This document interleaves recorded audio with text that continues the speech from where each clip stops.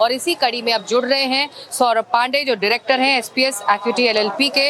ये एक risk advisory firm है जो अपनी रिपोर्ट राम जन्मभूमि टेम्पल ट्रस्ट को साल 2020 में उसने एक रिपोर्ट दी थी।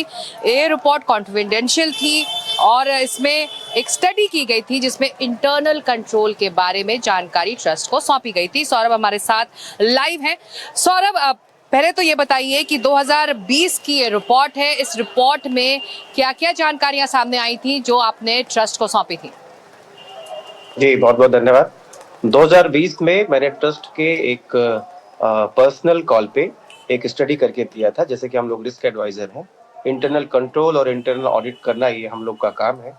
रिस्क इम्प्लीमेंटेशन के आधार पे सिस्टम को इम्प्रूव करना ये हम लोग करते हैं। उसके आधार पे, क्योंकि हमारे पास उसमें मंदिर तुरंत ही ट्रस्ट बना हुआ था, बहुत सारे डेटा उपलब्ध नहीं थे, फिर भी अपने अनुभव के आधार पे और जो उस समय सिस्टम बन रहा था मंदिर में, उसके ऑब्जर्वेशन के आधार पे मैंने कुछ सजेशंस दिए थे, रिस्क और इम्प्लीकेशंस के साथ में दिए थे।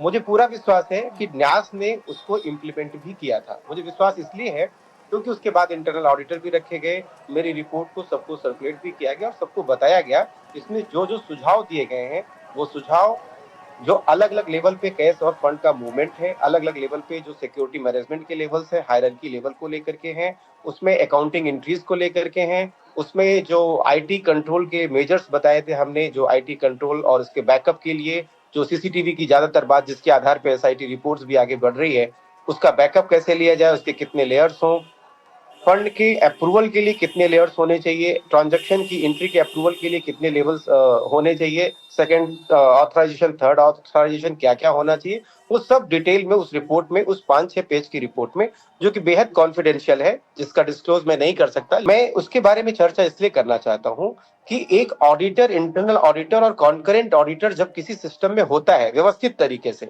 मैं व्यवस्थित तरीके से बात इसलिए कर रहा हूँ क्योंकि जब मंदिर चल पड़ा, मंदिर का न्यास का फॉर्मेशन हो गया, तो ये सब ऑडिटर नियुक्त किए गए वहां पे न्यास के द्वारा। अब इंटरनल ऑडिटर और कॉन्करेंट ऑडिटर की ये जिम्मेवारी होती है कि रोज क्या क्या कैसे घटित हो रहा है वो मैनेजमेंट को बताएं। जिस तरीके से ये सब रिविलेशंस निकल करके आए कि कैश मूवमेंट हो रहा था। तो सौरभ पांडे से ये खास बातचीत थी।